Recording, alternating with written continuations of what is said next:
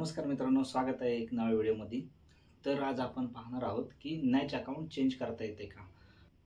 म्हणजे तुम्ही घेतलेल्या लोनसाठी जे अकाउंट तुम्ही डेबिट करण्यासाठी दिले आहे, EMI जाण्यासाठी दिले आहे, ते अकाउंट तुम्हाला चेंज करता येते का।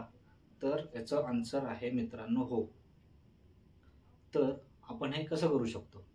मित्रांनो, आपण आपले जॉब स्विच करत असतो त्यावेळी प्रत्येक कंपनीच्या रूल प्रमाणे त्यांचे सॅलरी अकाउंट पण चेंज होतात। पण यावेळी प्रॉब्लेम कुठे येतो की आपल्या जुन्या सेव्हिंग अकाउंटमधनं किंवा जुन्या सॅलरी अकाउंटमधनं आपले काही लोनचे EMI चाललेले असतात, बरोबर। आणि मग नवीन सेव्हिंग अकाउंट किंवा नवीन सॅलरी अकाउंट काढल्यावरती तुमची जी सॅलरी जमा होती ती नवीन अकाउंटमध्ये होते आणि जुन्या अकाउंटमध्ये काहीच बॅलन्स नसतो आणि तुमचे असलेले लोन किंवा तुम्ही घेतलेले लोन त्याचे EMI बाउन्स होण्याची शक्यता असते किंवा तिकडे बॅलन्स नसल्यामुळं कधी-कधी तो EMI बाउन्स होतो। नवीन अकाउंटमध्ये सॅलरी येत असल्या कारणाने त्या अकाउंटला बॅलन्स ट्रान्सफर करायचं तुम्ही विसरून जाता। जर आपली ती सॅलरी नवीन अकाउंटमध्ये येत असेल तर आपण ते अकाउंट चेंज करू शकतो का।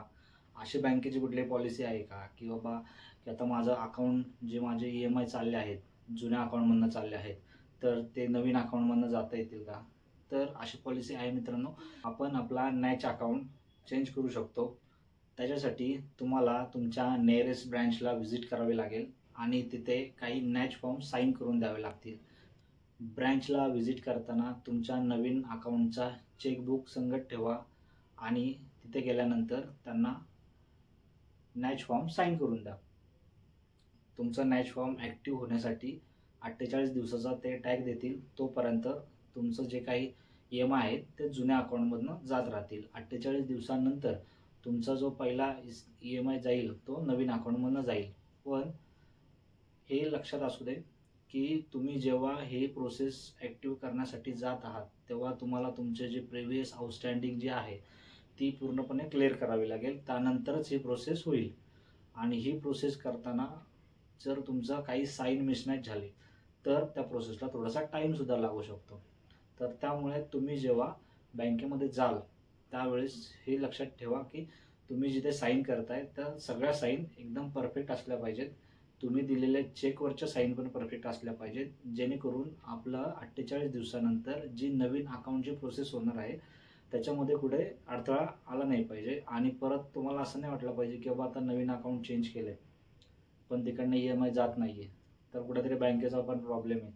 तर अशा गोष्टी असतात मित्रांनो की तुम्ही जर नवीन अकाउंट देत असाल तर तुमचं साइन मिसमॅच झालं तर कुठेतरी प्रॉब्लेम येतो आणि तुम्हाला ती प्रोसेस परत करावी लागते। मग जे नवीन अकाउंट दिलंय तिकडे पण EMI लागत नाही आणि जे जुनं अकाउंट आहे त्याच्यात पण तुमचा EMI लागत नाही, पण तुम्हाला बाउन्सिंग चार्जेस लागू शकतात। तर त्याच्यामुळे तुम्ही जेव्हा डॉक्युमेंट द्यायला जाल त्यावेळेला तुमचा जो नॅच फॉर्म आहे तो तुम्ही नीट भरा, नीट साइन करा, चेकवरती नीट साइन करा, जेणेकरून तुमची जी प्रोसेस आहे ते पटकन होईल आणि तुम्हाला पुढे EMI बाउन्सिंगचा प्रॉब्लेम येणार नाही। असेच इन्फॉर्मेटिव्ह व्हिडिओ पाहण्यासाठी, बँक रिलेटेड व्हिडिओ पाहण्यासाठी आपल्या चॅनलला सबस्क्राईब करा आणि तुमच्या काही क्वेरीज असतील तर कमेंट बॉक्समध्ये नक्की लिहा, जेणेकरून आम्ही तुमच्या कमेंटमध्ये दिलेले जे तुमचे काही प्रश्न आहेत बँक रिलेटेड किंवा तुम्हाला काही त्याचे सोल्युशन पाहिजे असेल ते आम्ही तुमच्यासाठी घेऊन येत जाऊ।